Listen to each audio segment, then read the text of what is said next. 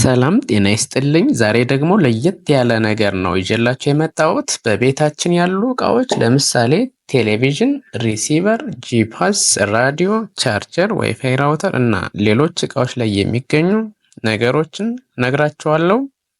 ይህ ቱቶሪያል በኤሌክትሪካል ምህንድስና፣ በሜካኒካል ምህንድስና፣ በኮምፒውተር ምህንድስና እና ሌሎች ዘርፎች ላይ ያላችሁ እንዲሁም ጥገና ስራ ላይ የተሰማራችሁ ለመስራት የሚያሰባችሁ ካላችሁ ይህ ቪዲዮ ለእናንተ የበለጠ ስለሚጠቅም እስከ መጨረሻው ተመልከቱት። ፕሊስ ለማታውቁኝ ላቀባላለሁ ቻናሌ ሰብስክራይብ እንድታደርጉ ጋብዛለሁ። ወደ ቪዲዮ እንግባ። 6 ዋና ዋና ኤሌክትሮኒክ ኮምፖነንትስ የሚባሉት እነግራቸዋለሁ። ሬዚስተር የመጀመሪያው ነው። ካፓሲተር ሁለተኛው ነው። ሶስተኛ ኢንዳክተር፣ አራተኛ ዳዮድ፣ አምስተኛ ላይት ኢሚቲንግ ዳዮድ እና ስድስተኛ ትራንዚስተር ናቸው። ሬዚስተር የሚባለው እዚህ ጋር እንደምትመለከቱት የሚሰራው ስራ ምንድን ነው? ከረንትን ሊሚት ማድረግ ነው። አንድ ከረንት በሰርኪዩት ላይ ሲያልፍ እሱን መገደብ ነው ወይም መቋቋም ነው።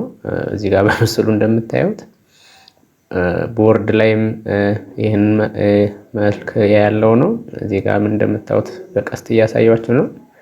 ይሄ ነው ሬዚስተር። ሌላው ካፓሲተር ኢነርጂ ስቶር የሚያደርግ እቃ ነው። ለፊልተሪንግ አገልግሎት የምንጠቀምበት ነው። የተለያየ ፓወር ሰፕላይ ላይ የምናገኘው ነው። በአብዛኛው ለፓወር ሰፕላይ እና ለፊልተሪንግ አገልግሎት የሚውል ነው። እዚህ ጋር የቲቪ ቦርድ ነው እና እዚህ ላይ በርከት ያሉ ካፓሲተሮች ናቸው ያሉን። ኢንዳክተር በተመሳሳይ ኢነርጂ ስቶር ያደርጋል።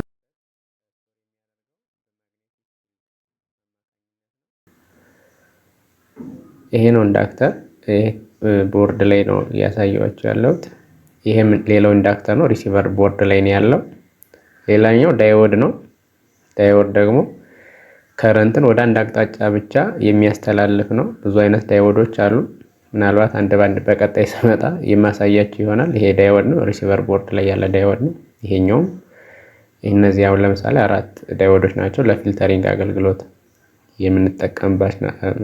የምንጠቀምባቸው ናቸው። ፊልተሪንግ ወይም ብሪጅ ዳይወድስ ይባላሉ። ሌላው ላይት ኢሚቲንግ ዳይወድ ነው። እነዚህ ደግሞ አንዳንድ ኢንዲኬተሮችን ለመስራት፣ ለዲስፕሌይ ለመስራት፣ ሪሞት ላይ፣ ቴሌቪዥን ላይ፣ ቻርጀር ላይ እናገኛቸዋለን። ሌላኛው 6ኛው ትራንዚስተር ነው። ይሄ ደግሞ በብዛት ለአምፕሊፊኬሽን ፐርፐዝ እና ለስዊች የምንጠቀመው ነው። ለሬጉሌተርም ብዙ ነው ጥቅሙ። አብዛኛውን ጊዜ አምፕሊፋየር ላይ እና ስዊች ላይ እንደ ስዊች አክት ያደርጋል። እንደ አምፕሊፋየር አክት የሚያደርግ ነገር ነው። አሁን ይሄ እዚህ የማሳያችሁ ዲ2499 ይባላል። ቴሌቪዥን ላይ ያለ ትራንዚስተር ነው። በፊቱ ሲአርቲ ቴሌቪዥን ላይ ያለ ትራንዚስተር ነው። ሌሎችም አሉ። የተለያዩ ጂፓስ ላይ ያሉ አሉ። ስለዚህ እነዚህ 6ቱ ኮምፖነንቶች በዋናነት እነዚህ ናቸው ብዬ ተናገርኩ። በጣም ብዙ ኮምፖነንቶች አሉ። ካፓሲተርም ብዙ አይነት አለ። ሬዚስተርም ብዙ አይነት አለ። ዳይወድም ብዙ አይነት አለ። እንደገና ዳይወድም በጣም ብዙ አይነት አለ።